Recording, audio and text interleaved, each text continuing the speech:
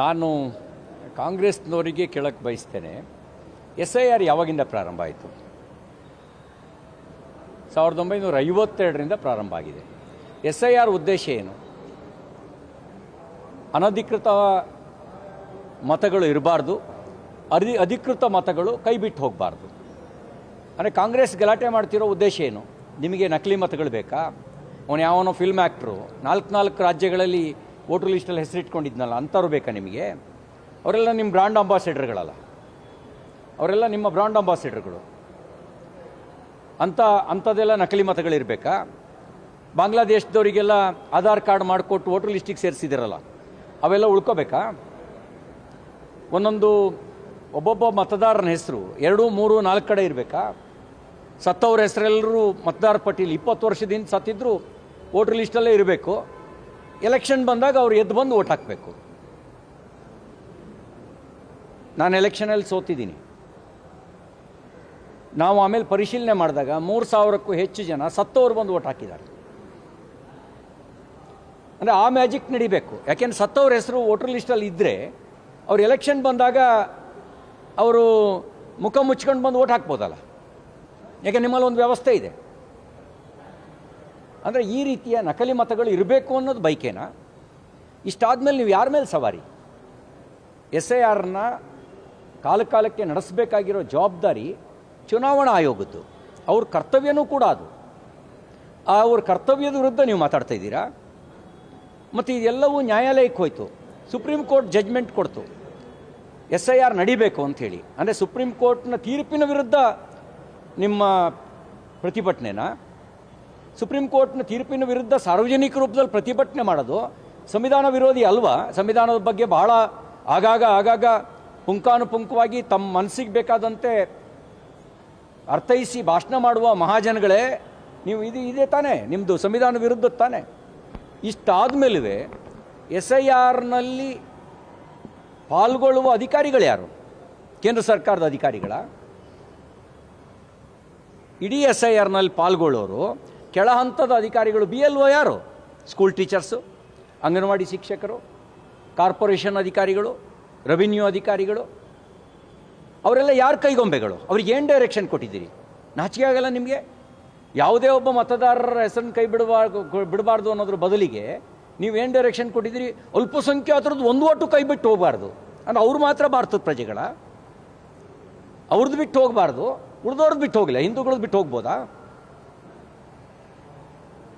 ಇವರು ಹೇಳ್ತಾರೆ ಅಲ್ಪಸಂಖ್ಯಾತರ ಓಟು ಕೈ ಬಿಟ್ಟು ಹೋಗಬಾರ್ದು, ಅಂದರೆ ಹಿಂದೂಗಳದ್ದು ಬಿಟ್ಟು ಹೋಗ್ಬೋದು. ಅಂದರೆ ಆ ಡೈರೆಕ್ಷನ್ ಕೊಡ್ತೀರಾ ನೀವು? ನಿಮ್ಮ ಉದ್ದೇಶ ಏನು? ಒಬ್ಬ ವ್ಯಕ್ತಿ 3-4 ಕಡೆಗಳಲ್ಲಿ ಓಟ್ ಹಾಕ್ಕೊಳ್ಳೋಕ್ಕೆ ಮತದಾರ ಪಟ್ಟಿಲಿ ಹೆಸರು ಇರಬೇಕಾ ಹೇಳಿ? ಹಂಗಿರಬೇಕು. ಬಾಂಗ್ಲಾದೇಶದಲ್ಲಿ ಹುಟ್ಟಿದ್ರೂ ಪರವಾಗಿಲ್ಲ, ಪಾಕಿಸ್ತಾನದಲ್ಲಿ ಹುಟ್ಟಿದ್ರೂ ಪರವಾಗಿಲ್ಲ, ಇಲ್ಲಿ ಬಂದು ಓಟ್ ಹಾಕಬೇಕು.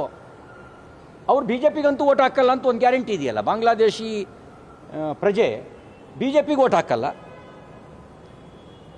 ಬಾಂಗ್ಲಾದೇಶಿ ಪ್ರಜೆ BJPಗೆ ಓಟ್ ಹಾಕಲ್ಲ, ಪಾಕಿಸ್ತಾನ ಪ್ರಜೆನೂ BJPಗೆ ಓಟ್ ಹಾಕಲ್ಲ. ಯಾರಿಗೆ ಓಟ್ ಹಾಕ್ತಾನೆ? BJP ವಿರುದ್ಧ ಓಟ್ ಹಾಕ್ತಾನೆ. ಅದಕ್ಕೆ ಅವ್ರ ಹೆಸರು ಇರಬೇಕು, ಅದಕ್ಕೆ ಪರಿಶೀಲನೆ ಆಗಬಾರ್ದು. ಇದೇ ತಾನೇ ನಿಮ್ಮ ಹುನ್ನಾರ. ಅಂದರೆ ಈ ರೀತಿ ನೀವು ದೇಶನ ಎಲ್ಲಿಗೆ ತಗೊಂಡು ಹೋಗೋಕೆ ಹೊಟ್ಟಿದ್ದೀರಿ? ಮತ್ತು ಇದೆಲ್ಲವೂ ಸಂವಿಧಾನ ವಿರೋಧಿ ಹೌದೋ ಅಲ್ವಾ? ಯೋಚನೆ ಮಾಡಿ, ಅವಲೋಕನ ಮಾಡಿ. ಸಂವಿಧಾನದಲ್ಲಿ ವಿದೇಶಿ ಪ್ರಜೆಗೆ ಮತದಾನದ ಹಕ್ಕು ಕೊಟ್ಟಿದೆಯಾ? ಹಾಂ, ನಿಮ್ಮ ಪಕ್ಷದೊಬ್ಬರು ಸರ್ವೋಚ್ಚ ಮುಖಂಡರು ಭಾರತದ ನಾಗರಿಕರಾಗೋಕ್ಕೆ ಮುಂಚೆನೇ ಮತದಾರರ ಪಟ್ಟಿಯಲ್ಲಿ ಹೆಸರು ಸೇರಿಸ್ಕೊಂಡಂಥ ಉದಾಹರಣೆಯೂ ಇದೆ.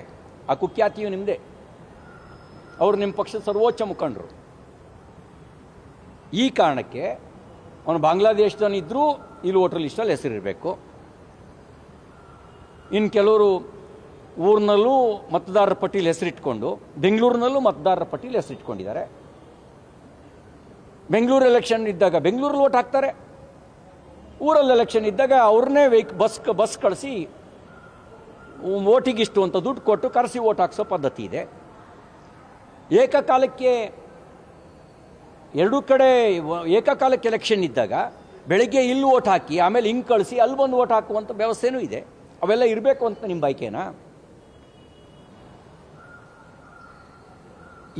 ಈ ರೀತಿ ಮನಸ್ಥಿತಿ ಅದು ಸಾಂವಿಧಾನಿಕ ಸಂಸ್ಥೆಗಳನ್ನು ಅನುಮಾನಿಸೋದು, ಸಂವಿಧಾನ ವಿರೋಧಿಗಳು ಮಾತ್ರ ಮಾಡೋ ಕೆಲಸ. ಚುನಾವಣಾ ಆಯೋಗ ಒಂದು ಸಂವಿಧಾನಿಕ ಸಂಸ್ಥೆ. ಆ ಸಂವಿಧಾನಿಕ ಸಂಸ್ಥೆಯ ಕಾರ್ಯವನ್ನು, ಅದು ಒಳ್ಳೆಯ ಕಾರ್ಯವನ್ನು ಅನುಮಾನಿಸೋದು, ಅಪನಂಬಿಕೆ ಹುಟ್ಟಾಕೋದು ಸಂವಿಧಾನ ವಿರೋಧಿಗಳು ಮಾತ್ರ ಮಾಡ್ಬೋದಾಗಿರೋ ಕೆಲಸ. ನೀವ್ಯಾಕೆ ಸಂವಿಧಾನ ವಿರೋಧಿ ಕೆಲಸ ಮಾಡ್ತಾಯಿದ್ದೀರಿ?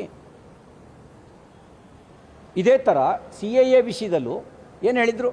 ಇಡೀ ಕಾಂಗ್ರೆಸ್ನವರು ಚಳವಳಿ ಮಾಡಿದ್ರಲ್ಲ, ಪೌರತ್ವವನ್ನೇ ಕಿತ್ಕೊಂಡ್ಬಿಡ್ತಾರೆ, ಸಾಬರನ್ನೇ ದೇಶದಿಂದ ಓಡಿಸ್ಬಿಡ್ತಾರೆ, ಅದಕ್ಕಾಗಿ ಈ ಷಡ್ಯಂತ್ರ ಭಾಷಣ ಮಾಡಿದ್ರಲ್ಲ, ನೀವು ಭಯ ನಿರ್ಮಾಣ ಮಾಡಿದ್ರಲ್ಲ.